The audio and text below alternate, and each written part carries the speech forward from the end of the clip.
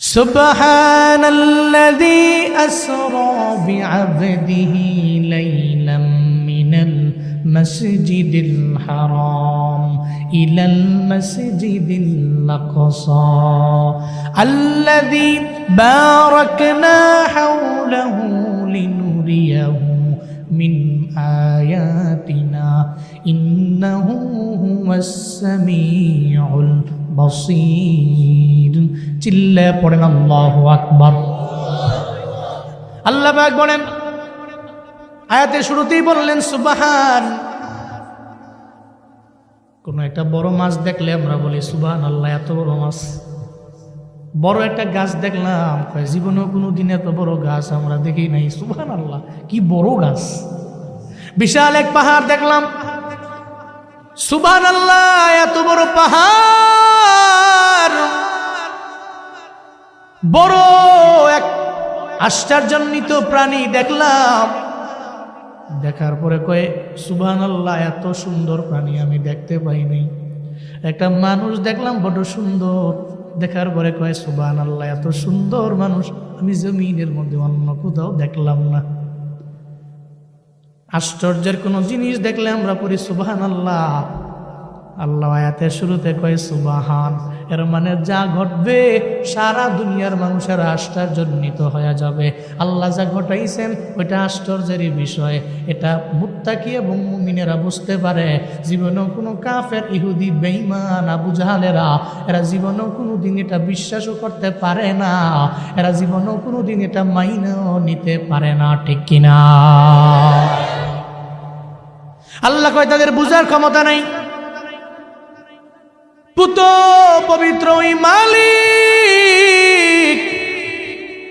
আল্লাযী আসরা বিআবদিহি লাইলা। আল্লাহ পাক বলেন পুত পবিত্র ওই আল্লাহ যিনি তার বান্দারে ভ্রমণ করাইলেন লাইলান, সারা রাত লাগায় না, রাতের একটা অংশ। কোত্থেকে কই? আল্লাহ বললেন ফ্রম মসজিদিল হারাম টু মসজিদিল আকসা, মিনাল মসজিদিল হারাম ইলাল মসজিদিল আকসা। আল্লাহ বলেন মসজিদে হারাম থেকে আকসা পর্যন্ত আমি আমার বান্দারে, আমার প্রেমিকরে, আমার বন্ধুরে আমি সফর করাইলাম, ভ্রমণ করাইলাম। আল্লাযী বারাকনা হাওলা, যাওয়ার পথে চতুর্পাশটারে আমি আল্লাহ বরকত দিয়া ভরপুর বানায়া দিলাম। সুবহানাল্লাহ জোরে কয় না? আমি আল্লাহ চতুর্পাশটারে বরকত দিয়া ভরপুর বানায়া দিলাম। কেন দিলাম? লিনুরিয়াহু মিন আয়াতিনা, যাতে করে আমার প্রেমিকেরে, আমার বন্ধুরে, আমার বান্দারে আমার যত নিদর্শন সব সুন্দর করে করে দেখাইতে পারি। যেই বান্দা বলে আমি মানি না মসজিদে হারাম থেকে মসজিদে আকসা, এটা তো কুরআন দ্বারাই সাব্যস্ত। যারা বলে এতটুকু আমি মানি না, সে কাফের হয়ে যাবে। দুইটা ভাগ হলো মেরাজের, একটা ভাগ হলো মসজিদে হারাম থেকে আকসা, আর একটা হলো আকসা থেকে আরশে মুআল্লা। যে বলে আমি মসজিদে হারাম থেকে আকসা পর্যন্ত মানি না, ও কুফরি করলো, কুরআন মানলো না, কাফের হয়ে গেল। আর কেউ যদি বলে আমি আকসা থেকে নিয়ে আরশে মুআল্লা পর্যন্ত মানি না, সে ফাসিক হয়ে যাবে। এই মুমিন, আমগো কাজ হলো ঈমান আনা। বেশি চিন্তা করতে গেলেই তো সেকুলার হয়ে যাওয়া লাগে, ঠিক কিনা বলেন? চিন্তা বেশি করলে সেকুলার হয়ে যাবেন। আপনার চিন্তা রবের সৃষ্টি নিয়ে, রবরে নিয়ে না। রবের কত কারিশমা আপনি চিন্তাও করতে পারবেন না, কারণ আপনি মাখলুক। এই পরিমাণ ব্রেন আল্লাহ পাক আপনারা দেন নাই। যিনি খালিক তার ব্রেন যেমন, যারে বানাইছে তার ব্রেন তো জীবনেও সমান হতে পারে না। এই জন্য বানানেওয়ালার ব্রেন বেশি। আল্লাহ বলেন মসজিদে হারাম থেকে আকসা আমি আমার মদিনার নবীরে আমি আল্লাহ ভ্রমণ করাইলাম। উম্মে হানির ঘরের মধ্যে আমার মায়ার নবী শুয়ে রইলেন। সুবহান যে আল্লাহ বললেন, আশ্চর্য শুরু থেকেই তো শুরু হয়ে গেল। রাতের বেলা আমার মায়ার নবী শুয়ে রইলেন, উম্মে হানির ঘরের মধ্যে আমার নবী শোয়া। হঠাৎ করে কেউ বলেন 3 জন, কেউ বলেন 2 জন, হযরতে জিবরাইল, মিকাইল, ইসরাফিল। আবার কেউ বলেন না জিবরাইল মিকাইল, কেউ বলে না জিবরাইল ইসরাফিল। এরা 2 জনে উম্মে হানির ঘরের ছাদটাকে ফাঁকা কইরা আমার মায়ান নবীর দরবারে আসলো। মায়ান নবীর দরবারে আইসা নবী ওই দিন বেশি ঘুমে আচ্ছন্ন, নবীর তন্দ্রা এবং নিদ্রায় বেশি ধরে। আইসা জিবরাইল কয়, নবী আসসালাতু ওয়াসসালামু আলাইকা ইয়া রাসূলুল্লাহ, আপনার দরবারে আমি হাজির। নবীরে উঠাইলেন, নবী ঘুম থেকে জাগলেন। তাকায়া দেখি কোনদিন জিবরাইল এভাবে আসে না, আজকে এমন ভাবে আইলো। উম্মে হানির ছাদটাকে ফাঁকা করে আমার মায়ান নবীর ঘরের মধ্যে আসলো, রুমের মধ্যে আসলো। আবার আসতে দেরি হয়ে গেছে, আসতে দেরি, সঙ্গে সঙ্গে আবার ওই জায়গাটা আগের মতো হইতে, ছিদ্র ভরাট হইতে দেরি না। সুবহান। শুরুতে আশ্চর্য, আল্লাহ নবীকে জিবরাইল আর মিকাইল ঘুম থেকে জাগাইয়া আমার মায়ের নবীরে বললেন, নবী আজকে চোখের মধ্যে অনেক ঘুম, তবে আপনার জন্য লম্বা সফর বাকি আছে। মদিনা নবীরে লইয়া উম্মে হানির ঘর থেকে জিবরাইল আর মিকাইল নিয়ে গেলেন বাইতুল্লাহর কিনারায়, হাতিমে কাবার পাশে নিয়ে গেলেন আমার নবীরে। ওখানে নিয়ে আমার মায়ার নবীকে বসাইলেন। ওখানে আমার নবী তন্দ্রাচ্ছন্ন হয়ে গেলেন। একটা পর্যায়ে জিবরাইল বলে দিলেন, নবী আজকে তো সফর ছোটখাটো না, এমন এক আশ্চর্যজনিত সফর হয়ে যাবে ইতিপূর্বে যেটা কোনো নবীর বেলায় ঘটে না। এটাই তো প্রথম।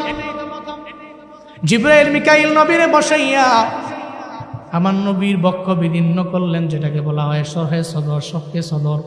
কোরআন বলে সূরা ইনশিরাহ করলেন, আলাম নাশরাহ লাকা সাদরাক ওয়া ওয়াদা'না আনকা ওয়িজরাক আল্লাযী আনকাযা যাহরাক। চিল্লা পড়েন আল্লাহু আকবার। আল্লাহ পাক বলছেন, হামজা ইস্তিফাম দি আলাম নাশরাহ, আমি কি পরিশুদ্ধ করিনি লাকা সদরাক, আপনার জন্য আপনার বক্ষটাকে কি আমি আল্লাহ শরহে সদর করি নাই, শক্কে সদর কি করি নাই? কেউ বলেন 3 বার, কেউ বলেন 4 বার। আমার মায়া নবীর বক্ষ বিদীর্ণ হয়ে গেল। জিবরাইল মিকাইল যেটাকে বর্তমানে বলা হয় ওপেন হার্ট সার্জারি, আছে না নাই? ওপেন হার্ট সার্জারি তো বিজ্ঞানীরা কোত্থেকে পাইল? 1500 বছর আগে থেকে তো আমার আল্লাহ জিবরাইল মিকাইলের মাধ্যমে আমার পয়গম্বরের বক্ষ বিদীর্ণ করল। বক্ষ বিদীর্ণ করার পরে আমার নবীর হৃৎপিণ্ড বের করলেন। 2টা পেয়ালা আনলেন, একটা স্বর্ণের পেয়ালা আর একটা পেয়ালা আনলেন রৌপ্যের পেয়ালা। একটার মধ্যে রাখলেন আমার মায়ার নবীর হৃৎপিণ্ড রাখলেন, আর একটা রৌপ্যের পেয়ালা, আর একটার মধ্যে রাখলেন আমার মায়ার নবীর হিকমত। সুবহানাল্লাহ, জোরে কয় না? 2টা পেয়ালা আনলেন, একটা পেয়ালার মধ্যে রাখলেন আমার মায়ার নবীর হৃৎপিণ্ড, আর একটার মধ্যে একমত রাখলেন। দুয়ারা বাজুরের মানুষের মধ্যে প্রশ্ন জাগতে পারে, হুজুর একমত তো দেখা যায় না, ছোঁয়া যায় না, ধরা যায় না, রৌপ্যের একটা পেয়ালার মধ্যে আবার এটা কেমনে রাখা যায়? একটা উদাহরণ দিলে বুঝবেন। আপনাদের গায়ের মধ্যে মাঝে মাঝে জ্বর আসে কি আসে না? জ্বর তো দেখাও যায় না, ছোঁয়াও যায় না, ধরাও যায় না, কিন্তু বাজারের মধ্যে গেলেন, আপনি জ্বরের যন্ত্রণায় বাঁচতেছেন না, আপনার পুরা বডিটাই কেমন জানি হয়ে গেল, আপনার পুরা বডিটাই মনে হয় দুর্বল হয়ে পড়ল। একটা পর্যায়ে আপনি বাজারের মধ্যে গেলেন, আপনাদের এই যে এলাকার মধ্যে যেই বাজারের মধ্যে আপনারা গেলেন, যাওয়ার পর একটা ফার্মেসিতে ঢুকলেন, ডাক্তার একটু বলো না, আমার বডি তো ঠিক মতো চলতেছে না, আমার পুরো বডিটাই কেমন দুর্বল হয়ে পড়ল। ডাক্তার কপালে হাত দিয়া, আপনার মনে হয় জ্বর অনেক বেশি আছে, থার্মোমিটারটা ঢুকাইয়া দিল। এরপরে একটু পরে কয়, তোমার গায়ে তো 100 ডিগ্রি আপ জ্বর, 98 ডিগ্রি হইলে তো মোটামুটি বাঁচন যায়, 101, 102, 103 হয়ে গেল, তখন তো মাথাই নষ্ট। ডোজ দেওয়া লাগবে, আর না হয় 3 দিনে ভালো না হইলে অ্যান্টিবায়োটিক লাগবে। জ্বর দেখাও যায় না, ছোঁয়া যায় না, ধরাও যায় না, থার্মোমিটারের মাধ্যমে কেমনে বলল 100 ডিগ্রি জ্বর, 200 ডিগ্রি, 102 ডিগ্রি জ্বর, 103 ডিগ্রি জ্বর, কেমনে বলল রে? থার্মোমিটারের মাধ্যমে জানা যায়। একমাত্র এমন এক জিনিস, এটা দেখা যায় না, ছোঁয়া যায় না, এটা ধরাও যায় না, এটা এমন জিনিস দুনিয়াতে আল্লাহ পাক রব্বুল আলামিন, আল্লাহর এমন কিছু বান্দা আছে এরা দেখলেই বলতে পারে আপনার ইমানটা কি পরিমাণে আছে, মাপতে পারে। এরা দেখলেই বলতে পারে একমতটা কি পরিমাণে আছে, দেখলেই মাপতে পারে। এমন কিছু আউলিয়া এই পৃথিবীর মধ্যে আছে না না? আউলিয়ারা কারে উকবা ইখতিয়ার, জাহেলারা কারে দুনিয়া ইখতিয়ার। আল্লাহ নবীর বক্ষ বিদীর্ণ করে নবীর হৃৎপিণ্ড খুললেন। এরপরে আরেকটার মধ্যে আমার মায়ান নবীর একমত রাখলেন, সুন্দর করে ধুইয়া আবার আগের জায়গার মধ্যে সুন্দর করে ফিট করে আবার সেলাই মেরে দিল। আনাস বিন মালিক কয় আমার মায়ান নবীর খেদমত আমি করলাম, আমি নিজের চোখে দেখছি আমার মায়ান নবীর এই বুক বরাবর একটা দাগ ছিল। জিজ্ঞেস করলাম নবী এটা কিসের দাগ? আমার মায়ান নবী কয় আনাস রে, আল্লাহ পাক রব্বুল আলামিন আমার সরহে সদর করলেন, সক্ষ সদর করলেন, এই কারণে ওই দাগটা এখনো বাকি আছে। এরপরে আমার মায়ান নবী সরহে সদর কইরা এবার কয় নবী মসজিদে হারাম টু আকসা পর্যন্ত যাওয়া লাগবে। বোরাক আসলো, বোরাকও রেডি। বারকুন থেকে বোরাক, বাড়ি কোন থেকে বোরাক? বিদ্যুৎ, বারকুন দেখবিস বিদ্যুৎ, বোরাক আসলো। বিদ্যুতের গতি কম না বেশি? জুড়ে বলেন, কম না বেশি? কেমন বেশি? আপনি কল্পনা করতে পারবেন না, এত বেশি। কোথ থেকে, ঢাকা থেকে মারছে, কয়েক সেকেন্ডও লাগে নাই, সুনামগঞ্জে পড়ছে। ঠিক কিনা বলেন? কি গতি! সে বোরাক, এই বোরাক আসলো। নবীজিরে বললেন নবীজি আপনি উঠেন। প্রথমে জিব্রাইল উঠলো, এরপরে নবীরে বসাইল, পরে মিকাইল। এরপরে রওনা। কই যাবি? কয় রবের মুলাকাতের জন্য। প্রথমত হারাম থেকে আকসা, ওখানে ফার্স্ট স্টপেজ। সুনামগঞ্জ থেকে যাবেন কয় ব্রাহ্মণবাড়িয়া বিশ্ব রোডের মধ্যে যাওয়ার পরে স্টপেজ আছে। আপনারা বলা হইল যদি মানে নড়তে পারেন ওখানে গিয়া 15 মিনিট দেরি করা হবে, অথবা পানশির মধ্যে ঢুকায়, অথবা জান্নাত রেস্টুরেন্টে ঢুকায় কয় এখানে 20 মিনিটের বিরতি। এর মানে এটা ডেস্টিনেশন না, এটা গন্তব্য না, এটাই তো বান্দার শেষ ঠিকানা না, এটা তো বান্দার জন্য এটা স্টপেজ। কয় 20 মিনিটের জন্য এখানে রেস্ট করেন, খাওয়া দাওয়া করেন, আপনার ইস্তিনজা সারেন, এরপরে আপনারা নিয়ে আপনার ডেস্টিনেশনে রওনা। যদি টঙ্গী হয় টঙ্গী যাবে, আব্দুল্লাহপুর হয় আব্দুল্লাহপুর যাবে, সায়েদাবাদ হয় সায়েদাবাদ যাবে। আমার মায়ান নবীর প্রথম স্টপেজের জন্য বুরাক লইয়া রওনা, মসজিদে আকসার মধ্যে যাবে। মসজিদে হারাম থেকে লইয়া আমার মায়ান নবীরে লইয়া যখন যায়, হঠাৎ করে একটু পরে যাওয়ার পরে আমার মায়ান নবীরে নামাইলেন। নামায়া কয় নবী এই জায়গার মধ্যে সল্লি হুনাকা রাকাতাইন, আপনি 2 রাকাত নামাজ এই জায়গার মধ্যে আদায় করেন। নবীজি আদায় করলেন, 2 রাকাত নামাজ পড়লেন। মায়ান নবী কয় আশেপাশে তো খেজুর গাছের কোনো অভাব নাই। হাই জিব্রাইল কোন জায়গায় নামাইলা? 2 রাকাত নামাজের জন্য কেন বললা? আমায় বলো না কেন, তুমি আমারে বললা কেন নামাইলা? হযরতে জিব্রাইল কয় ও পয়গম্বর আমার, এই জায়গা নাম হলো ইয়াসরিব। এই জায়গার মধ্যে আপনি মেরাজ থেকে আসার পরে বেশি দিন না, মক্কার লোকেরা আপনার জন্মভূমির মধ্যে আপনারা থাকতে দিবে না। আপনার মদিনায় চলে আসা লাগবে, ইয়াসরিবে চলে আসা লাগবে। তবে ইয়াসরিবে যাওয়ার পরে মদিনাওয়ালা নবীর বরকতে নামটা ইয়াসরিব থাকবে না, নবীর বরকতে এটার নাম হয়ে যাবে মদিনা। চিল্লা পড়া যাবে কি আল্লাহু আকবার। ইয়াসরিবে নামে তুমি ছিলে অলক্ষণের দেশ, বড়ই মারাত্মক যে ছিল তোমার পরিবেশ। ইয়াসরিবে নামে তুমি ছিলে অলক্ষণের দেশ, বড়ই মারাত্মক যে ছিল তোমার পরিবেশ। হায়রে নবীর ছোঁয়া পেয়ে তুমি সোনার মদিনা, নবীর ছোঁয়া পেয়ে তুমি সোনার মদিনা। সবই ভুলিব কিন্তু তোমায় ভুলতে পারি না, সবই ভুলিব কিন্তু তোমায় ভুলতে পারি না। সোনার মদিনা আমার প্রাণের মদিনা, সোনার মদিনা আমার প্রাণের মদিনা, সবই ভুলিব কিন্তু তোমায় ভুলতে পারি না, সবই ভুলিব কিন্তু তোমায় ভুলতে পারি না। পড়েন মারহাবা। 2 রাকাত নামাজ পড়ার পরে রওনা। একটু পড়ে যাওয়ার পরে নবীজিকে এক বৃদ্ধ ব্যক্তি ডাকলো। জিবরাইল বললেন, নবীজি এই বৃদ্ধ ব্যক্তি ডাকে সাড়া দেওয়া যাবে না, চলেন। এরপর আরেকটু পরে একটা বৃদ্ধা মহিলা ডাকলো। নবীজিকে বললেন, না সাড়া দেওয়া যাবে না, চলেন। আরেকটু পরে এক সুন্দরী যুবতী নারী ডাকলো। জিবরাইল নবীজিকে বললেন, সাড়া দেওয়া যাবে না, চলেন। এরপরে আরেকটু পরে সালাম দিল 3 জন। আসসালামু আলাইকা ইয়া আউয়াল, আসসালামু আলাইকা ইয়া আখির, আসসালামু আলাইকা ইয়া হাশির। সুবহানাল্লাহ পড়বেন না? হযরত জিবরাইল জবাব দিতে লাগলেন, পয়গম্বর প্রথমবার আপনার সাথে মোলাকাত হয়ে গেল, একজন বৃদ্ধের মোলাকাত, ডাকে সাড়া দেন নাই। সে ছিল ইবলিস। ইবলিস তো জীবনে কোনোদিন আপনার উম্মতের ভালো চায় না, কারণ ইবলিস তো জাহান্নামী। ইবলিস চায় না আমার মদিনার নবীর উম্মতেরা জান্নাতি হোক। এই জন্যই তো ইবলিসে কয় ফজরের নামাজ পড়ার দরকার নাই, কম্বলটা লাগাইয়া লেপ লাগাই আরামে আরামে ঘুমাও, ফজরের সময় ঘুমাও। হুজুরের আজান দিবে, নামাজের জন্য মুরব্বীরা যাবে।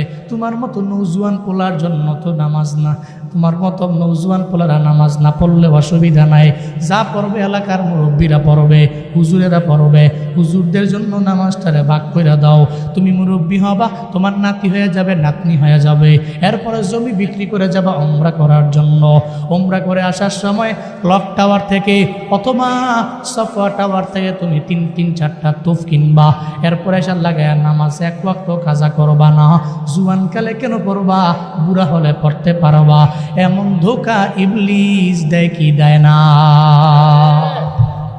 দুয়ারা বাজারের যুবক ইবলিসের ধোকায় পড়ি কত আর নামাজ ছাড়বা? ছাইরো না, নামাজ ছাইরো না।